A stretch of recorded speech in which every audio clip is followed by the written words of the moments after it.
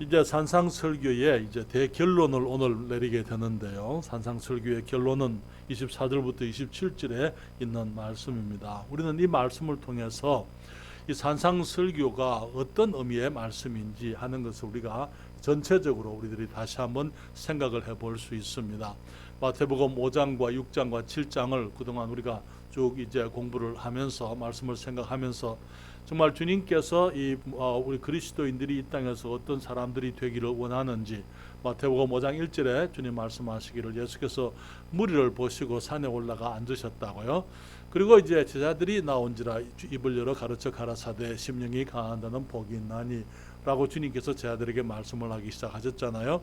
우리가 다시 한번 생각할 것은요, 주님께서 이 말씀을 제자들에게 하셨지만은 제자들에게 말씀하시면서 주님의 마음은 온 세상을 품고 계셨다 하는 사실을 우리가 다시 한번 확인합니다.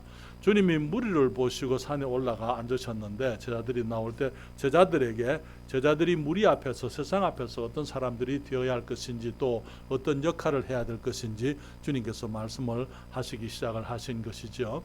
팔복의 이 인격의 자질, 이것은 그리스도인 인격의 청사진이다. 이 팔복의 이 인격, 그 인격을 통해서 주님께서는 우리가 이 땅에서 어떤 사람이 되어야 할 것인지, 우리 주님이 이 땅에 계시면서 많은 사람들이 주님을 봤지만은 주님을 떠나고 나면은 사람들이 주님을 보지 못할 것입니다. 그러니까 주님께서는 이 주님을 떠나고 난 이후에도 세상 사람들이 이 제자들의 그 삶을 인격을 통해서 이제 그 예수님을 보게 되기를 원하셨던 것입니다. 그렇기 때문에 주님께서 팔복을 말씀을 하셨고 그 이후에 이제 주님께서 이 빛과 소금으로서의 우리의 직분을 말씀을 하시고 주님께서 이제 율법과 주님께서 가르치시는 이 옛사람에게 말한 바 너희가 살인하지 말라 하였다는 것을 너희가 들었으나 나는 너희에게 이르노니 하시면서 더 완전한 법을 주님께서 말씀해 주시면서 우리의 의가 서기관과 바리새인보다 더 낫지 못하면은 결단코 천국에 들어갈 수가 없다 말씀을 하십니다. 물론 우리의 의로서 천국에 들어갈 수 있는 건 아니에요. 누구도 자기 의로서 천국에 들어갈 수는 없지만은 그래서 주님께서는 바리새인과 서기관보다 더 나은 의를 주님이 우리에게 제공을 해주신 것이죠. 주님의 의를 우리에게 제공을 해주심으로 우리가 은혜로 믿음으로 의롭다함을 얻어서 주님의 나라에 들어갈 수가 있게 되는 것입니다. 그렇지만은 바리새인과 서기관보다 더 나은 의를 얻은 사람들로서 우리가 이 땅을 어떻게 살아야 할 것인지 주님께서는 우리들에게 이제는 율법보다 더 높은 차원의 삶을 우리들에게 가르치시면서 우리가 이 성화되어진 법, 사랑의 법, 가장 고상한 법을 따라서 살아야 할 것을 말씀을 하시면서 주님께서 하늘에 계신 너희 아버지의 온전하신 것 같이 너희도 온전하라 그렇게 말씀을 하신 것을 우리가 보게 됩니다. 그리고 우리는 6장과 7장에서 그리스도인의 경건의 삶에 대해서 물질적인 삶에 대해서 주님께서 말씀하시고 7장에서는 이 경건한 삶이 우리가 경건한 삶을 살아가면서 경험할 수 있는 여러 우리가 이 위험에 대해서 말씀을 하시면서 이제 이 마지막에 하시는 이 말씀은 가장 큰 위험이 무엇인지 우리에게 말씀을 해주고 있습니다. 이 산상설교의 대결론 가장 큰 위험이 무엇이냐면은 어리석은 자가 되어서 집을 모래 위에 지어 가지고 이 비가 내리고 창수가 나고 바람이 불 때 그 모든 것이 다 파괴되어 버리는 그런 어리석은 삶에 대해서 이제 주님께서 결론을 내리시면서 우리들에게 다시 한번 이 말씀을 통하여 우리가 이 땅에서 정말 이 성공적인 삶, 아름답고 복된 삶을 살기 위해서 이 산상설교의 이 말씀이 우리들의 전체적인 삶의 인격뿐 아니라 삶 전체의 설계도인 것을 주님께서 보여주고 있는 것입니다. 여러분, 청사진 혹은 설계도 매우 중요한 것이죠. 청사진이 뭡니까? 청사진, 우리가 조그마한 일을 해도요, 큰 건물을 짓든지 작은 건물을 짓든지 먼저 청사진이 먼저 있어야 됩니다. 그렇죠? 청사진, 다시 말하면 도표가 이제 설계도가 나와야 되는 것입니다. 그래서 설계도를 따라서 이제 이 건물을 짓게 되는데요. 우리가 예배당 건물을 이제 우리가 월세로 얻었잖아요. 계약을 하고 난 다음에 가장 먼저 한 일들 중에 하나가 이제 그 설계도를 그리는 것이었습니다. 그래서 이제 여기다가 어떻게 이 공간을 활용할 것이냐 하는 설계도를 만들어서 그리고 그것을 이제 공사하시는 분들에게 넘겨서 그분들이 이제 그 설계도에 따라서 이 건물의 공사를 해서 우리가 지금 이제 인테리어 작업을 하고 여기서 그동안 2년 동안 이 건물을 활용해서 우리가 주님을 섬기고 있는 것입니다. 주님께서 하신 말씀, 주님의 말씀에 따라서 지금까지 하신 그 말씀에 따라서 인생이 성공하기도 하고 실패하기도 하는 것이다. 그래서 전체적인 이 우리 인생의 설계도, 인생의 청사진이라 이렇게 말할 수가 있는 것입니다. 주님께서 말씀하시기를 24절에 그러므로 누구든지 나의 이 말을 듣고 행하는 자는, 이 말 주님의 청사진을 듣고는 그것을 따라 사는 사람은 그 집을 반석 위에 지은 지혜로운 사람 같으리니 비가 내리고 창수가 나고 바람이 불어 그 집에 부딪히되 무너지지 아니하나니 이는 주초를 반석 위에 놓은 연고요. 나의 이 말을 듣고 이 설계도 인생의 청사진을 듣고도 행치 아니하는 자는 그 집을 모래 위에 지은 어리석은 사람 같으리니 비가 내리고 창수가 나고 바람이 불어 그 집에 부딪힘에 무너져 그 무너짐이 심하니라 그렇게 말씀을 했습니다. 오늘 주님께서는 두 종류의 사람이 있다고요. 지혜로운 자와 어리석은 자가 있다 이렇게 말씀을 했습니다. 여기 가치 있는 삶을 사는 사람과 가치 없는 삶, 아무것도 살았으나 사는 것 같지 아니한 그러한 사람, 그러한 삶이 있다고 말씀을 하시는 것입니다. 영원한 행복을 누릴 수 있는 자들과 영원히 멸망하게 될 사람들이 있다 이렇게 말씀을 하시는 것이죠. 이제 우리는 이 말씀을 통해서 이 두 종류의 건축자들에 대해서 함께 말씀을 생각을 해보기를 원합니다. 주님께서 말씀하시기를 두 건축자들이 있다 그렇게 말씀을 했습니다. 그리고 지혜로운 건축자와 어리석은 건축자라 그렇게 말씀을 하셨는데요. 여기서 우리가 생각할 수 있는 것은 주님께서 우리 모두를 우리 인생의 집을 짓는 사람이다, 건축자라 그렇게 말씀을 하고 계시는 것입니다. 하나님께서 우리에게 인생의 기회를 주셨습니다. 두 번 아니고요, 한 번 주셨습니다. 저는 제가 생각을 해봤어요. 하나님께서 한번 살아보고 연습을 하고 그 다음에 한 번 더 이래 살도록 하시면 얼마나 좋겠나 그렇게 생각을 한 적이 있거든요. 그런데 그게 아니더라고요. 이제는 살아보니까 한 번만 해도 충분하다. 그렇게 지금은 이제 그렇게 생각을 하고 있습니다. 한 번만 살아도 우리가 두 번 살 필요가 없이 한 번만 살아도 충분하다라고 생각이 되어지고요. 이제 정말 인생을 내가 한 번 살고 이제 주님 앞에 갈 수 있다는 것이 얼마나 감사한지 모릅니다. 한 목수가 있었어요. 이 목수는 이제 그 건축 회사를 위해서 일을 했습니다. 사장님이 계셨는데 사장님이 설계도를 주면은 그 설계도대로 이제 집을 짓는 사람이었습니다. 평생 그 건축 회사에서 성실하게 열심히 건축을 지었습니다. 그런데 나이가 들게 되니까 이제는 은퇴를 할 때가 됐습니다. 그래서 사장님에게 이제 퇴직하기 위해서 은퇴하겠습니다라고 은퇴 계획을 사장님에게 말씀을 드렸어요. 그러니까 사장님이 그 목수에게 마지막으로 집을 한 채만 더 지어 달라고 부탁을 했습니다.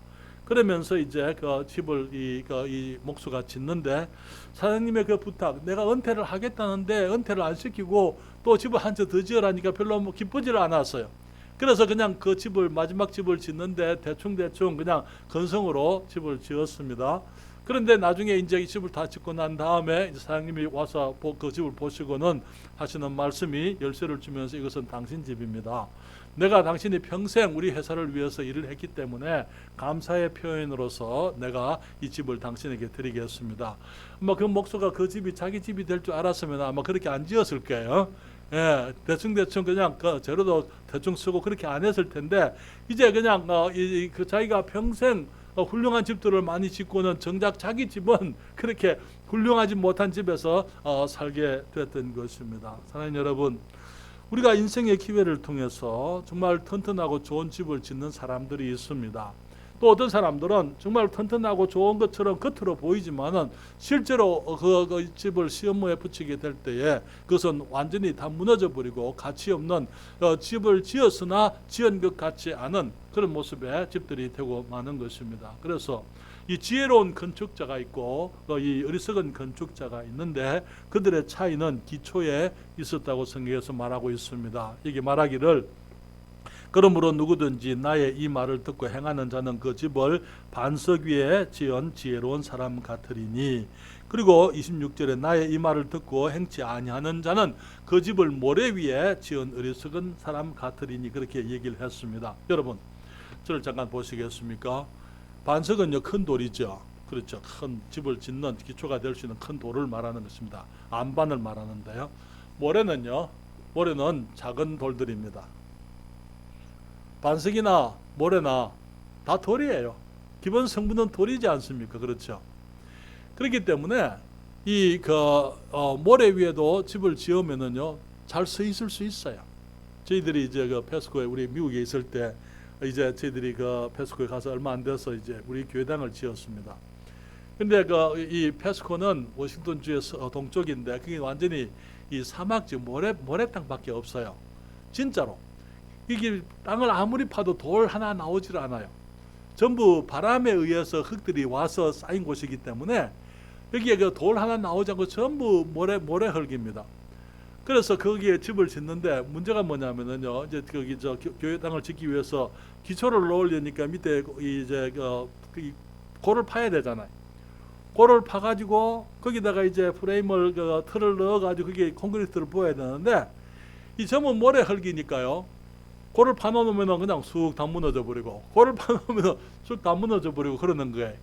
그런데 거기서 집을 짓는 방법은요, 물을 뿌리는 것입니다. 물을 잔뜩 뿌려가지고 이 흙이 모래 흙이지만 물을 잔뜩 먹게 하는 거예요. 그러고 난 다음에 이제 골을 팔면 무너지질 않습니다. 거기다가 이제 프레임을 틀을 넣어서 거기다가 이제 콘크리트를 넣어서 그렇게 이제 이 사방에 기초를 놓고 폭판에도 마찬가지예요. 물을 잔뜩 뿌려가지고 이제 거기 다져가지고 거기에다가 이제 콘크리트를 해서 바닥을 하는 것입니다. 여러분 단단하게 다진 거기 모래이기 때문에 거기 큰 반석이나 기본적으로는 똑같아요. 이게 그 건물을 지어 놓으면은 거기에 반석 위에 지은 집이나 모래 위에 지은 집이나 기본적으로는 튼튼할 수 있어요. 그런데 문제는 뭐냐면은 이제 비가 오고 창수가 나고 바람이 불어서 이제 그 기초에 이 흙에 물기가 들어가고 이제 그게 물이 그것을 씻어 내려갈 때 그때가 문제가 되는 거예요. 그때 이제 그 집은 무너지고 마는 것입니다. 평안할 때는 문제가 없을 때는 괜찮아요. 차이가 없습니다. 여기에 이 미국의 오레곤주의 서해안이 아주 멋있습니다. 참 아름답습니다. 그런데 거기도 마찬가지로 서해안이 모래가 아주 희고 우리 저는 강원도에 명사십리가 있다 그러고 들었는데 한번 안 가봤습니다만 기회 되면 한번 가보기 원하는데 진짜 거기는 모래가 흰 모래들이에요. 여기 오레곤주 서쪽에 흰 머리들이 쭉 뻗어 있고 너무 우리 서해안 대륙붕처럼 그렇게 이렇게 뻗어져 있어 가지고 너무 아름답습니다. 그게 이제 일몰이 되면은 이 섬들과 그 나무들과 그 모습이 그래서 캘리포니아와 이 오레곤주의 이 서해안이 미국의 절경 중에 들어가는 그런 곳입니다. 가끔 보게 되면은 그런데 그런 거기 이제 그 해안에 언덕 위에 집들이 있어요. 언덕 위에 집을 지어 놨는데 여러분 한 번씩 여러분 거기 태풍이 오고 하면은 캘리포니아의 집들 바닷속으로 들어가는 거 보신 적 있으시죠? 최근에도 그런 일이 있었잖아요. 이 모래 땅이기 때문에 바람이 불고 비가 오고 그리고 이제 거기 큰 파도가 치고 하면은 거기에 땅이 침식을 당하게 되면 결국은 그 위에 지은 아무리 훌륭한 집이라 하더라도 그냥 그대로 무너지고 마는 것을 우리가 보게 되는 것입니다. 아무리 잘 지어도 기초가 무너지게 되면은 다 무너지게 되어져 있습니다. 그래서 주님 말씀하시기를 내 이 말을 듣고 행하는 자 반석 위에 집을 지은 자다. 주님께서 내 이 말을 듣고 행치 아니하는 자는 모래 위에 지은 것과 같다 그렇게 말씀을 했습니다. 그래서 그 차이가 뭡니까? 그 차이는 기초에 있다고 말씀을 드렸는데 거기에 그 차이가 기초의 차이는 곧 행위의 믿음과 행위의 차이인 것을 보는 것입니다. 말씀은 우리 인생의 청사진이라 그렇게 말씀을 드립니다. 여러분 잠언 1장 1절부터 9절까지 있는 말씀을 잠깐 보시겠습니까? 잠언 1장 1절부터 9절까지 있는 말씀을 보시겠습니다. 하나님의 말씀이 우리의 인생에 어떤 영향이 있는지 어떤 의미가 있는지 성경은 이렇게 얘기를 합니다. 잠언 1장 1절부터 9절에 다윗의 아들 이스라엘 왕 솔로몬의 잠언이라 이는 지혜와 훈계를 알게 하며 하나님의 말씀, 솔로몬의 잠언, 그게 지혜와 훈계를 알게 하며 명철의 말씀을 깨닫게 하며 지혜롭게 의롭게 공평하게 정직하게 행할 일에 대하여 훈계를 받게 하며 어리석은 자로 슬기롭게 하며 젊은 자에게 지식과 건신함을 주기 위한 것이니 지혜 있는 자는 듣고 학식이 더할 것이요 명철한 자는 모략을 깨달을 것이라. 잠언과 비유와 지혜 있는 자의 말과 그 오묘한 말을 깨달으리라. 여호와를 경외하는 것이 지식의 근본이여늘 미련한 자는 지혜와 훈계를 멸시하느니라. 내 아들아, 내 아비의 훈계를 들으며 내 어미의 법을 떠나지 말라. 이는 내 머리에 아름다운 관이요 내 목에 금사슬이니라. 주님 말씀하시기를 여기에 이 말씀은 우리에게 지혜를 알게 하고 훈계를 알게 하고 명철, 똑똑한 삶을 살아갈 수 있도록 여기 그 원리를 깨닫게 하고요. 우리가 지혜롭게 의롭게 공평하게 정직하게 행할 일을 우리가 알게 되고 슬기로운 사람이 되고 우리 젊은 사람들에게는 지식과 건신함을 주게 될 것이고 지혜 있는 사람은 듣고 학식이 더하고 명철한 자는 모략을 얻게 되고 잠언과 비유와 지혜 있는 자의 말과 그 오묘한 말을 깨달으리라. 그렇기 때문에 내 아들아 아비의 훈계를 들으며 내 어미의 법을 떠나지 말라 그렇게 말씀을 했어요. 그래서 우리가 주님의 말씀을 통해서 우리의 머리에 아름다운 관, 하나님께서 하나님의 말씀이 우리를 성공적인 삶이 되게 하고 영광을 누리게 하는 그런 삶을 살도록 주님이 한다고 말씀을 하고 있는 것입니다. 여러분, 가끔 우리가 보게 되면은요, 우리 나이가 젊은 사람이 아주 똑똑한 사람들이 가끔 있는 것을 보게 됩니다. 특별히 주님을 믿는 사람들 가운데서 젊은 사람들이 오히려 나이 든 사람들보다 더 인생의 이 사리를 더 밝히 아는 사람들을 보게 되는데요. 여러분 시편 119편 98절부터 100절까지 있는 말씀을 보시겠습니다. 나이가 많다고 항상 똑똑하고 지혜로운 건 아니에요. 그러나 나이가 어려도 하나님의 말씀 가운데서 우리는 정말 참된 지혜를 알 수가 있는 것입니다. 시편 119편 98절부터 100절까지 다 찾으셨습니까? 말씀을 함께 읽겠습니다. 시편 119편 98절부터 100절까지 3절입니다. 같이 읽습니다. 주의 계명이 항상 나와 함께함으로 그것이 나로 원수보다 지혜롭게 하나이다. 내가 주의 증거를 묵상함으로 나의 명철함이 나의 모든 스승보다 성하며 주의 법도를 지킴으로 나의 명철함이 노인보다 성하니이다. 이 하나님의 말씀을 따라 살면은 원수들보다 더 지혜롭게 살 수가 있고요. 정말 우리가 이 모든 스승들 혹은 노인들보다 더 똑똑한 삶을 살아갈 수가 있다 그렇게 말씀을 했습니다. 그런데 문제는 뭐냐면요, 많은 사람들이 하나님의 말씀을 받을 때에 지식으로 받는 것이 문제입니다. 지식으로 받는 거예요. 그렇지만 지식은 사실은 아무 소용이 없는 거예요. 지식이 지혜로 발달되지 못하면 앞으로 나아가지 않으면 전진하지 못하면 이 하나님 말씀은 실제로 우리에게 유익이 되지 않는 것입니다. 그렇기 때문에 성경은 우리에게 지식을 추구하라 말하고 있지 않습니다. 지혜를 사랑하라 그렇게 말씀을 하고 있는 것이죠. 지식과 지혜의 차이가 무엇입니까? 지식은 아는 거예요. 머릿속에 든 거예요. 그러나 지혜는 그 지식을 믿음으로 받아들이고 그 믿음으로 그 지식을 나의 삶 속에 적용하는 것을 지혜라 그렇게 얘기를 하는 것입니다. 너무나 많은 사람들이 성경을 들어서 성경을 많이 알고 있는데 실제로 그 성경의 하나님의 말씀이 그들의 삶 속에 유익하지 못한 것은 말씀을 믿음으로 그들의 삶 속에 적용하지를 않기 때문인 것입니다. 그래서 많은 사람들이 어려서부터 성경 공부를 부지런히 합니다. 여러분, 성경 공부가 중요한 게 아니에요. 물론 성경을 통해서 주님을 배우는 것이 중요하지만은 배우면서 그치면 안 되는 것입니다. 그래서 더 나아가서 그 말씀을 따라 살아가는 지혜, 그래서 말씀을 믿음으로 받아들이고 믿음을 따라 살아가는 것, 말씀을 믿음의 책으로 받아야 되는데 너무나 많은 사람들이 말씀을 하나의 학문으로 그렇게 받아들이는 사람들, 지식으로 받아들이는 사람들이 있는 것입니다. 그런 사람들에게 실제로 말씀 지식은 오히려 사람을 교만하게 한다 말했어요. 나도 성경 읽어봤습니다 라고 사람들이 말하잖아요. 그렇죠. 그런 얘기 들어봤. 나도 성경 읽어봤습니다. 성경 공부 나도 해본 적이 있습니다. 제자훈련 나도 해봤습니다. 그러나 그들이 받은 그들이 아는 성경의 지식이 그들에게 실제로 아무 유익이 되지 못하는 것은 그들이 그 말씀을 들어서 받았으면 그것을 믿음으로 받아서 삶 속에 적용을 해야 되는데 그러지 못하는 것이 그들의 문제인 것입니다. 그래서 히브리서 4장 2절에 그렇게 말씀하고 있어요. 저희와 같이 우리도 복음 전함을 받은 자이나 그러나 그 들은 바 말씀이 저희에게 유익이 되지 못한 것은 듣는 자가 믿음을 화합지 아니함이라. 여기에 이스라엘 백성들이 하나님의 말씀을 들었지만은 그 말씀이 그들에게 아무 유익이 없는 이유는 말씀을 들었지만 그것을 믿음으로 화합지 아니하기 때문에 그들에게 아무 유익이 되지 못한다, 그렇게 얘기를 했습니다. 저는 여러분, 너무나 많은 사람들이 말씀을 들었습니다. 주님의 말씀을 들었습니다. 청사진을 들고 있어요. 가지고 있습니다. 그렇지만은 그 청사진을 믿고 그 말씀을 따라 살지 아니함으로 그것이 지혜인데 지혜롭지 못하게 되므로 그들의 인생의 마지막에 인생을 돌아보며 후회하는 사람들이 많이 있다, 그렇게 성경에서 말하고 있는 것이죠. 여러분, 잠언 5장입니다. 잠언 5장 11절부터 14절까지 말씀을 잠깐 펴시고 함께 말씀을 같이 읽겠습니다. 잠언 5장 11절부터 14절까지. 잠언 5장 11절부터 14절까지. 여러분, 잠언 지금 그 성경 쓰고 계십니까?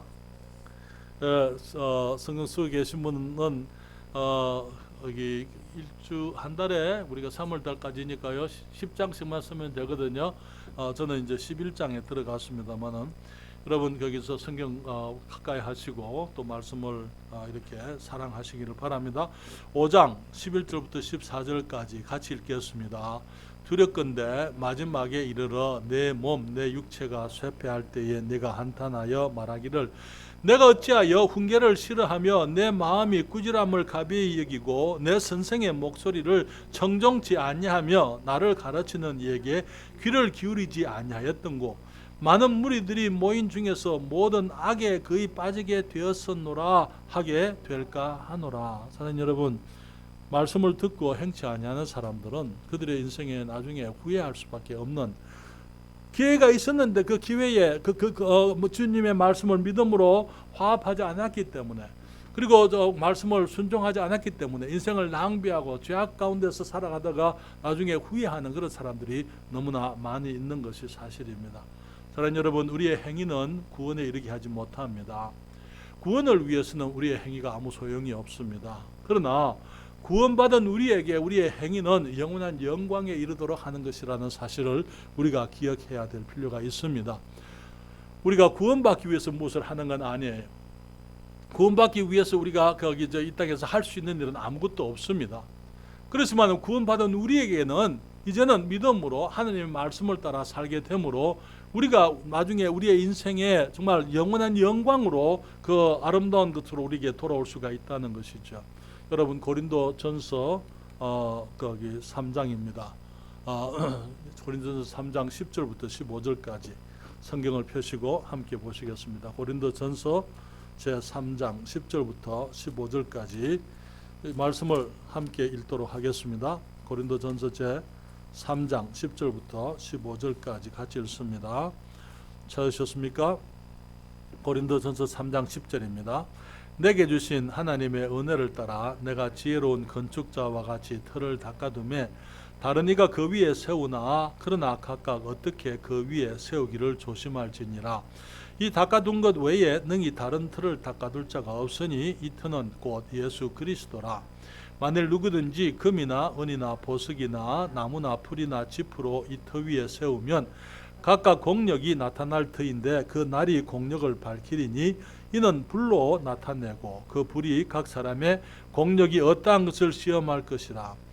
만일 누구든지 그 위에 세운 공력이 그대로 있으면 상을 받고 누구든지 공력이 불타면 해를 받으리니 그러나 자기는 구원을 얻되 불 가운데서 얻은 것 같으리라. 사랑하는 여러분, 주님께서 우리의 행위를 일컬어서 이 나무나 풀과 짚으로 이렇게 얘기했어요. 나무나 풀, 짚, 가치 무가치한 것, 영원한 가치가 없는 것, 하나님의 말씀과 상관없는 것, 그런 것으로 지을 수가 있고요. 금이나 은이나 보석으로 지을 수도 있다고요. 믿음이 우리의 믿음이 금이요, 우리의 순종이 은이요, 우리가 주님 앞에 드리는 우리의 헌신이 보석인 것을 우리가 압니다. 믿음으로 행할 때에, 주님 말씀을 순종할 때에, 때로는 여러분 하나님의 말씀을 우리가 순종할 때에 다 우리가 이해해서 순종하는 거 아니에요. 그렇잖아요. 하나님의 말씀 우리가 다 이해 못해, 이해할 수가 없습니다. 여러분, 하나님을 우리가 이해하려고 한다는 것 자체부터가 그거는 욕심입니다. 그렇잖아요. 그냥 불가능한 얘기입니다. 왜? 하나님은 하나님이시기 때문에 우리는 우리 인생의 하나님을 다 알 수가 없습니다. 그 우리가 다 이해할 수 없는 하나님께서 우리들이 이해할 수 있는 만큼 성경에다가 하나님에 대해서 얘기해 놓으셨거든요. 그렇지만 성경에 우리가 이해할 수 있는 그 우리의 인간의 글로 말씀했다 그 말이 우리가 이 말씀을 다 이해할 수 있다 그 말은 아니에요. 그렇잖아요. 그렇기 때문에 이 말씀 가운데 하나님의 말씀이 정말 그 신비하고 오묘하고 우리들이 다 이해할 수 없는 말씀이 있을 때에 그 말씀에 대해서 우리의 자세는 믿음밖에 없는 거예요. 그것을 믿을 수밖에 없는 거예요. 주님, 내가 다 이해 못합니다. 우리가 아이들을 가르칠 때에 아이들이 어렸을 때 4살, 5살 되면은요, 아이들이 거기서 끊임없이 물어요. 엄마, 이거는 왜 이래? 저거는 왜 이래? 엄마, 이거는 뭐야? 저거는 뭐야? 아이들이 끊임없이 거기서 아이들이 질문을 하잖아요. 그런데 우리가 거기서 대답을 해주지만은, 할 수 있는 대로 대답을 해주지만은 어떤 것은 우리가 대답을 해줄 수가 없는 것들이 있어요. 그렇잖아요. 그럴 때는 우리가 아이들에게 그거는 그런 거니까 그냥 그런 줄 믿어. 그냥 말을 들어. 그냥 그렇게 해. 나중에 아이들이 크면서 이제 그런 것들을 깨달을 수 있는 기초적인 지식이 없이 설명해 줄 수가 없는 거예요. 그러나 아이들이 성장해 가면서 이제 그 아이들이 이 높은 차원의 것을 깨달을 수 있는 지식을 가지게 되면 아이들이 그걸 그때 깨닫게 되는 것입니다. 그렇기 때문에 우리가 하나님의 말씀을 들을 때에 어떤 말씀은 우리가 전혀 이해할 수 없는 말씀들이 있어요. 그러나 주님께서 오리를 가는 자 가르고 억지로 가게 한 자에게 심리를 가라. 우리 같으면 그렇게 바보 같은 짓이 있을 수 있겠는가? 그렇게 얘기할 수 있어요. 그러나 주님의 말씀은 그렇지 않잖아요. 그렇죠? 주님이 하신 말씀을 내가 이해를 못합니다. 오른밤을 치면 왼밤도 돌려대라. 그거는 우리가 우리 사람들의 상식으로는 이해가 되지 않는 말이지만, 그러나 우리가 하나님의 말씀을 믿고 순종하게 될 때에 우리가 우리의 원수들이 우리와 같이 우리 편이 되고 우리를 사랑하게 되고 굴복하게 되고 정말 우리의 영적인 삶이 우리가 성숙해 가면서 사람들이 우리의 친구들이 되는 것을 우리가 경험하게 되는 것이죠. 그렇기 때문에 우리가 주님의 모든 말씀을 다 이해해서 주님을 믿는 게 아니잖아요. 이해하면 믿을 필요가 없는 거예요. 이해가 안 되니까 믿을 수밖에 없는 거예요. 그래서 하나님의 말씀을 듣고 믿어서 우리가 그리스도인으로서 이제 성장하게 되고 이 땅에서 하나님의 영광을 위한 집을 튼튼히 지혜롭게 지어가게 되는 것입니다. 여기서 한 가지 여러분들과 함께 말씀을 드리고 싶은 것은요, 인간의 역사가 글이 너무 작은데요, 다 읽으실 수 있을런지, 인간의 역사가 끝날 때 오직 주님의 나라와 주님의 나라를 위해 일한 것들만 서게 된다는 사실입니다.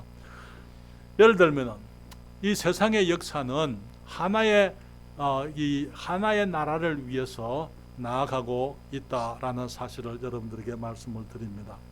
여러분, 다니엘서 2장 27절부터 45절에 보면은 느부갓네살 왕의 꿈이 나오게 됩니다.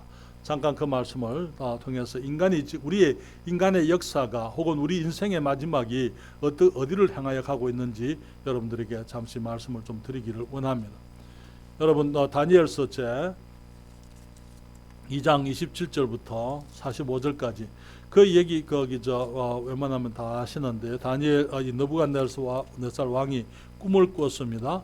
꿈을 꿨는데 그 해석을 못 해가지고 이제 이 바벨론의 박수들, 이 술객들을 다 불러서 얘기했는데 아무도 그 꿈을 해석하지를 못했어요.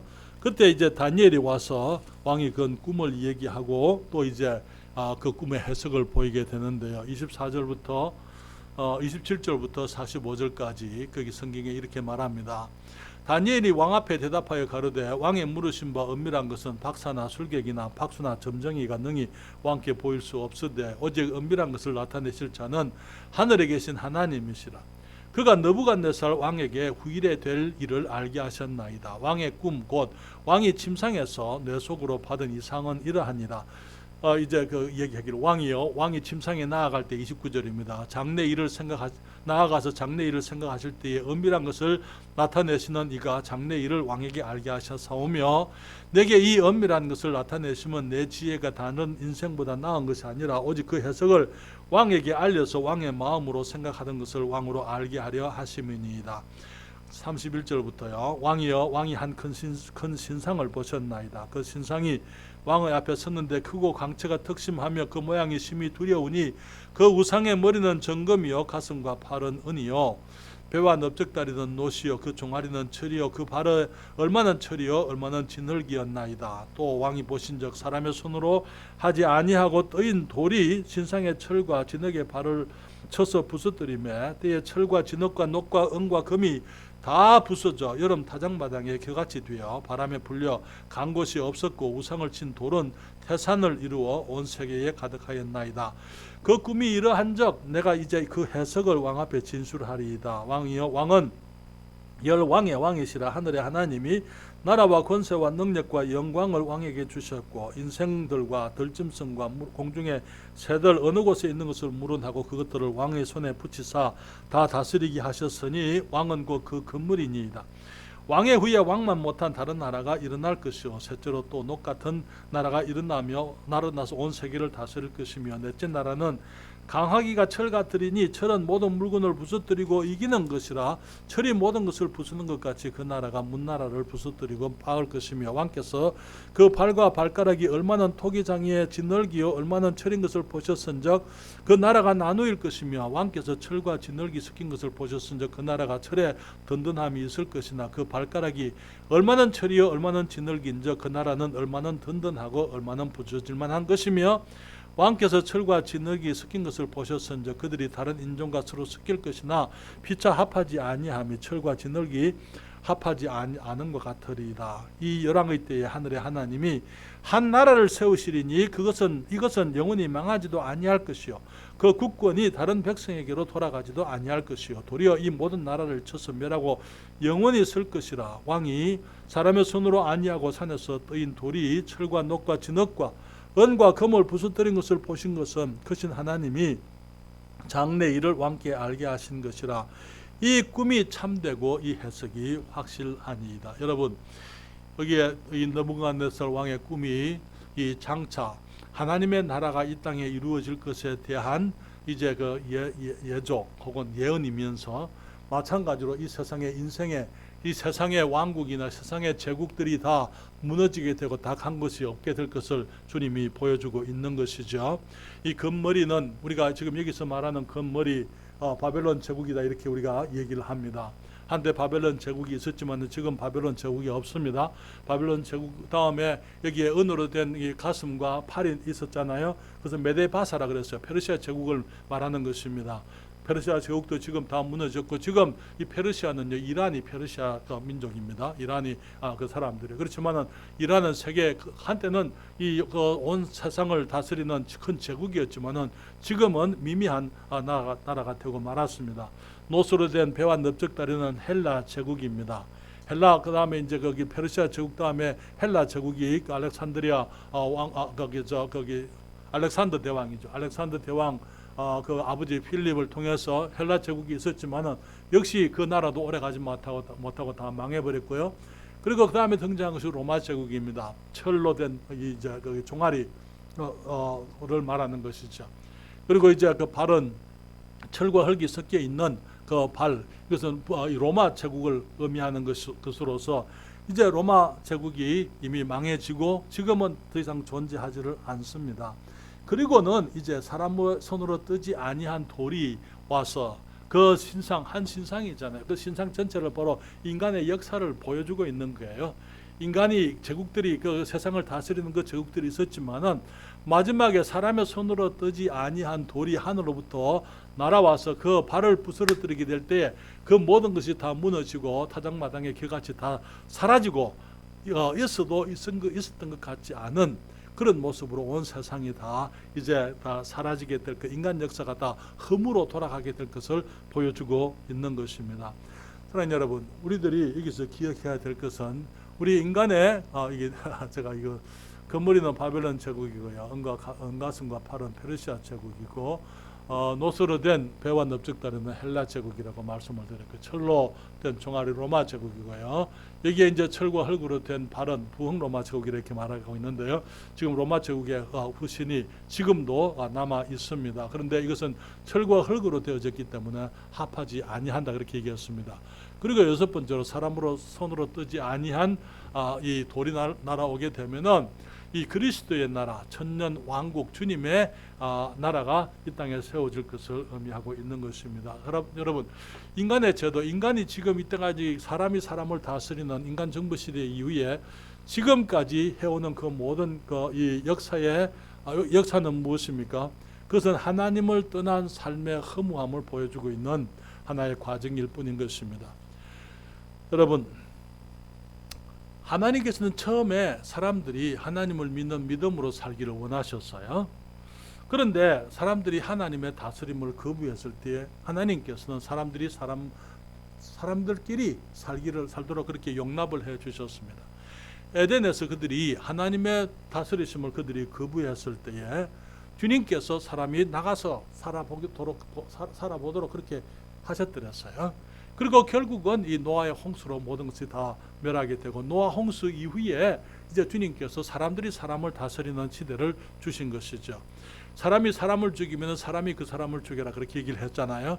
그것이 이제 공의, 인간들 사이에서 공의를 행하는 것, 그것을 사람에게 맡기신 것입니다. 그것이 인간 정부 시대가 그때 시작이 되면서 지금까지 우리가 범죄한 사람들을 정부의 권위로 이제 처벌을 하게 되어져 있는 것입니다. 그런데 여기에 그것이 사실은 하나님께서 사람들이 하나님의 다스림을 거부하는 과정이었다는 것. 그들이 하나님의 다스림을 거부했기 때문에 하나님이 직접 사람들을 다스리게 되니까 그들이 결국은 에덴 동산에서부터 나오게 되고 그것을 거부해서 그 다음에 주님께서 사람들을 다스리게 될 때에 그들이 결국은 죄악이 관영해지니까 하나님이 그들을 물로 심판해 버리는 거잖아요. 그 다음에 하나님이 사람을 다스리게 했을 때에 그들이 하나님의 다스림을 계속해서 거부하면서 바벨탑을 짓게 되고요. 그리고 나중에 여러분이 성경을 보게 되면은 이스라엘 백성들이 이제 이 사무엘에게 왕을 구한 것을 보게 됩니다. 모세를 통해서 그들이 출애굽을 했을 때에 그들이 가나안 땅에 들어갔지만은 그들에게 왕을 주지 않으셨어요. 사사들, 주님께서 세우신 지도자들을 통해서 나라를 다스리고 주님이 그 나라가 이제 이스라엘 백성들이 주님을 믿고 살기를 원했을 때에 그들이 결국은 왕을 구할 때에 주님께서 사무엘에게 말씀하시기를 저들이 너를 거부한 것이 아니고 나를 거부했다 이렇게 얘기를 하시고 이제 왕을 세울 수 있도록 해주신 것을 보게 되는 것입니다. 그래서 인간 정부의 그 시대에 인간의 역사는 무엇입니까? 우리 사람들이 하나님을 떠나서 여러 가지 정치 제도들, 여러 가지 그 방법으로 사람들이 살아가지만은 그러나 그 모든 것이 결국은 다 무너지게 될 것이고 다 헛된 것이 될 것을 주님께서 보여주고 있는 것입니다.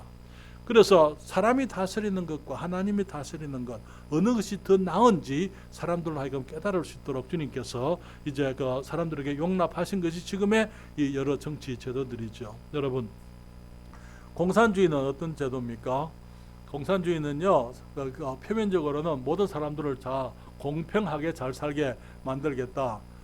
그렇지만 사실 공산주의는요, 몇몇 사람들만 잘 살고 공평하게 못 살게 만드는 것이 공산주의잖아요. 그렇잖아요. 자본주의는요, 이제 돈 있는 사람들, 기회가 가지고 있는 사람들이 잘 되는 그런 세상이기 때문에 역시 마찬가지로 이 자본주의도 완전한 그런 정치 제도가 되지를 못하는 것입니다. 그렇지만은 사람들이 이제 그것을 깨닫게 되는 거예요.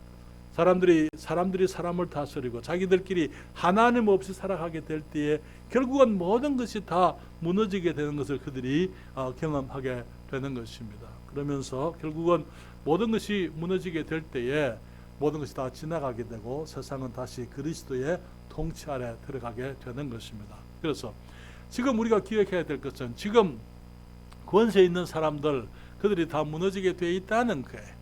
지금 미국도 무너지게 되어져 있고요. 이 중국도 무너지게 되어 있고 지금 힘 있는 나라라고 이 강대국이라고 하는 그 모든 나라들은 전부 다 무너지게 되어져 있다는 것입니다. 하나님의 말씀을 떠나서는 모든 것이 다 무너지게 되어져 있습니다. 여러분, 미국이 우리 어쩌면은 마지막 때에 마지막으로 주님이 주신 우리 하나님의 은혜의 나라였다 이렇게 생각이 되지만은 지금 여러분 이번에 이 미국 선거를 보면서 제가 이제 이 미국의 선거를 여러 번 경험을 하는데요. 매번 선거 때마다 이 더 악한 사람들이 등장을 하는 것을 보게 됩니다. 더 악한 사람들이, 더 나쁜 사람들이, 더 못된 사람들이, 진짜 지도자가 되어서는 안 될 사람들이 지도자가 되는 것을 보고 있는 것입니다. 지금 바이든, 트럼프는 그래도 거기 4년 동안 이 낙태를 반대하고 낙태하는데 이 자금 지원을 중단시키고 그렇게 해왔더랬어요. 그런데 지금 바이든은 들어서 이제는 다시 이제 낙태를 지원하는 거예요.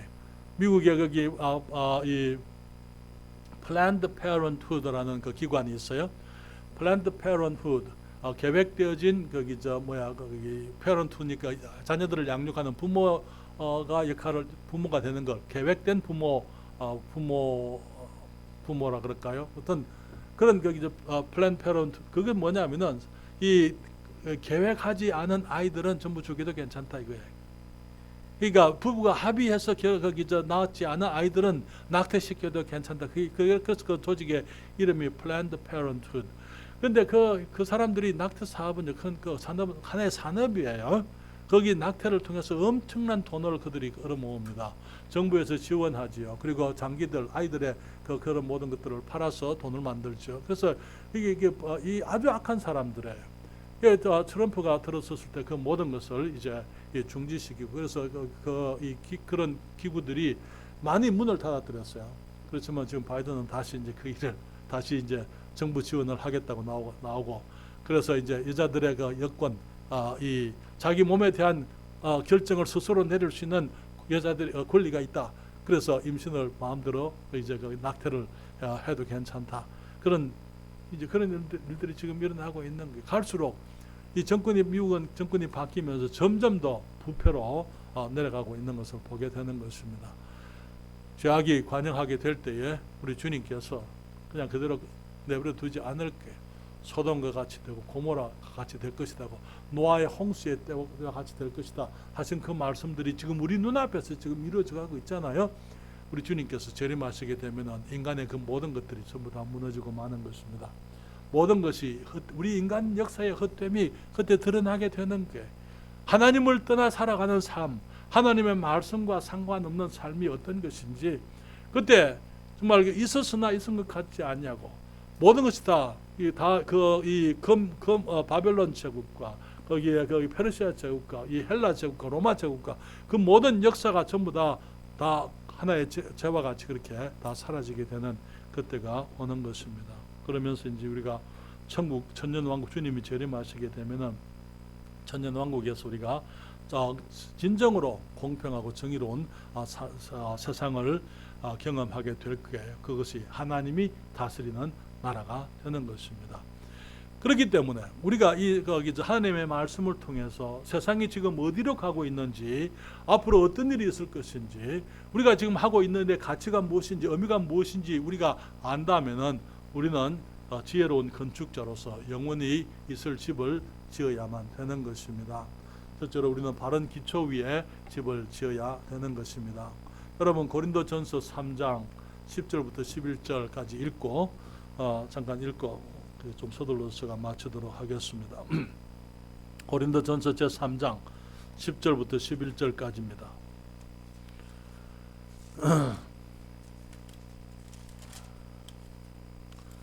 같이 이 말씀을 읽도록 하겠습니다.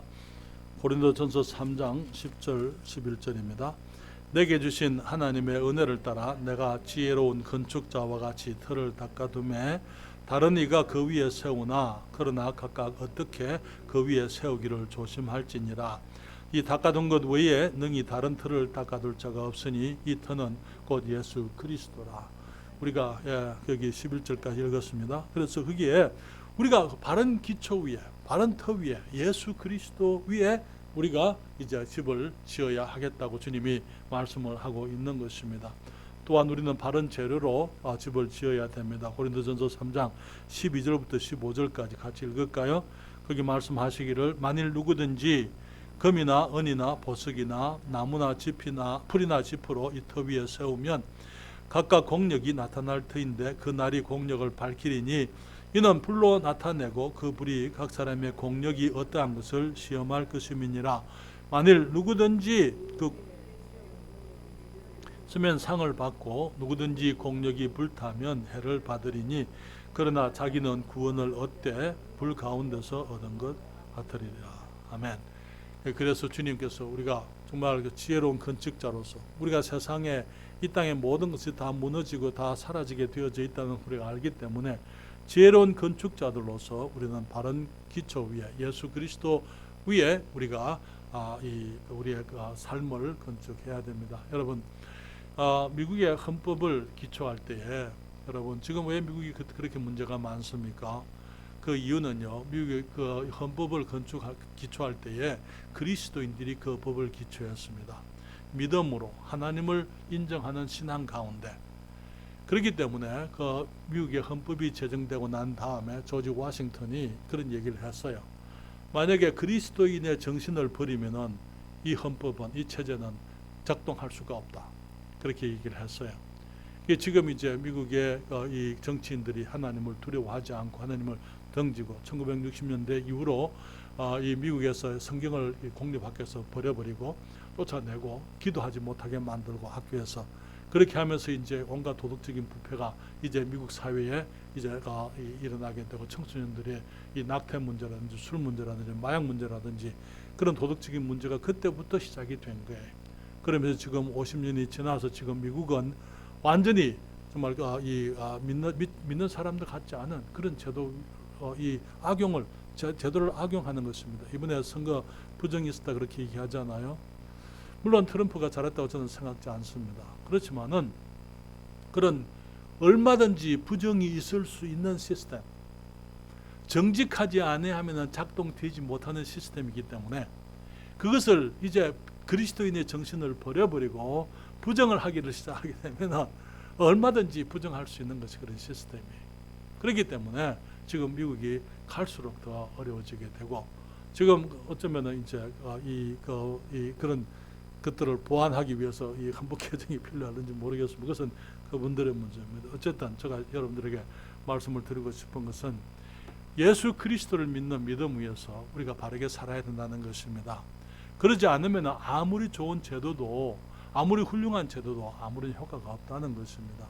바른 재료로 정말 그 믿음으로 우리가 집을 지어야 되겠고요. 그 다음에 바른 청사진을 따라서 짓는다고 말씀을 드립니다. 마태복음 7장 24절 다시 한번 말씀하시기를 마태복음 7장 24절 오늘 본문에 주님께서 말씀하십니다.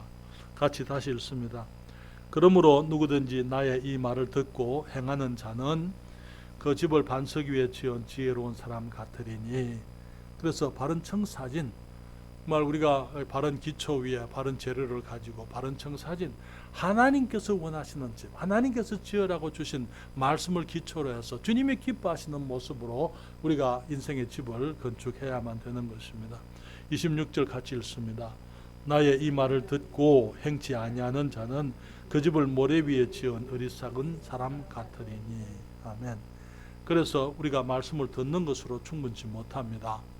말씀을 우리가 그동안 산상 설교를 우리가 공부했고 우리가 매주일 거기서 이 말씀을 우리가 전파하고 있고 우리들이 그 경건의 시간을 통해서 말씀을 가까이 하고 말씀을 쓰기도 하고 말씀을 외우기도 하지만은 그러나 이 모든 것을 우리가 지식으로만 받아들이게 되면 아무 소용이 없는 거예요. 너무나 많은 사람들이 교회 안에서 말씀을 받을 때 예 하고 받습니다. 아멘 하고 받습니다만은 그러나 실제로 우리의 집을 짓는 것은 우리 인생의 집은 교회 안에서만 짓는 게 아니고 우리의 삶 속에서 짓는 거 아닙니까? 그렇기 때문에 우리가 나갔을 때 실제로 말씀을 따라서 그 말씀의 청사진을 따라서 그 원리를 따라서 우리가 믿음으로 또 순종함으로 우리가 인생을 살아야만 되는 것입니다. 우리 주님께서 무리를 보시고 산에 올라가 앉으셨어요. 제자들이 나와왔습니다. 제자들에게 말씀하셨습니다. 주님께서 팔복의 인격을 갖추라고 말씀을 하십니다. 주님께서 빛이 되고 소금이 되기 이전에 먼저 팔복의 인격을 갖춘 사람이 먼저 되라고요. 그러면서 우리가 세상에서 해야 될 이 소금의 역할, 빛의 역할에 대해서 말씀을 하셨습니다. 그리고 서기관과 바리새인보다 더 나은 너희, 주님께서 율법이나 선지자나 폐하러 온 것이 아니고 완전하게 하기 위해서. 왜냐하면 율법이나 선지자, 구약의 모세를 통해서 또 구약 성경에 있는 율법은 그 법은 완전한 법이 아니라는 거예요. 행위의 법이기 때문에. 그래서 주님께서 그것을 완전케 하기 위해서 오셨다 말씀을 하시고, 주님께서 바리새인이나 서기관보다 율법의 의보다 더 높은 차원의 법을 우리에게 말씀을 해주시며, 옛 사람에게 말하기를 이렇게 했다 말씀을 들었지만 나는 너희에게 이르노니 그렇게 말씀을 하셨어요. 그리고 주님께서 우리가 경건의 삶을 어떻게 살아야 될 것인지, 우리가 물질을 인해서 염려하지 말고 물질을 두려워하지도 말고 물질에 대해서 하나님을 의지하고 살아야 될 것을 말씀을 하시고, 우리가 주님을 섬기는 사람들로서 우리들이 비판하는 것이라든지, 우리들이 외식하는 그런 모습들, 우리들이 이 두려워하는 모습들, 우리가 영적 삶에 대해서 낙심하는 것이라든지 그런 많은 위험들에 대해서 주님이 말씀을 하시고, 비판하는 것에 대해서 우리가 내 눈에 들보를 내가 깨닫지 못하고 형제의 그 눈에 티를 빼려고 하는 그런 우리의 그 잘못된 모습들을 주님이 지적하시고, 그래서 우리들이 어떤 모습의 그리스도인의 삶을 살아야 될 것인지 말씀을 해주셨습니다. 서론에서 말씀을 드렸습니다만 주님께서 말씀을 하신 그 목적은요, 무리를 보시고 산에 올라가 앉으셨을 때 제자들이 나왔기 때문에 주님께서 제자들이 무리들 앞에서 예수님이 떠나고 난 이후에라도 예수님의 모습이 나타나기를 원하셨던 것입니다. 그렇기 때문에 우리가 이 귀한 설교를 산상설교라, 이 설교라 혹은 복음이다 그렇게 말씀을 하고 있는 것입니다. 사랑하는 여러분, 우리가 이 말씀들을 우리가 그동안 자세히 구체적으로 우리가 공부를 했는데요, 우리가 이 말씀을 따라 살아가는 지혜로운 사람들이 되십시다. 하나님의 말씀을 청사진으로 여기고 우리의 삶을 이 말씀에 비추어서 말씀을 따라서 이제 그 아름다운 집을, 주의 영광을 위한, 그리고 성공적인 우리가 영화로운 집을, 우리 인생의 집을 지어가게 되기를 바랍니다.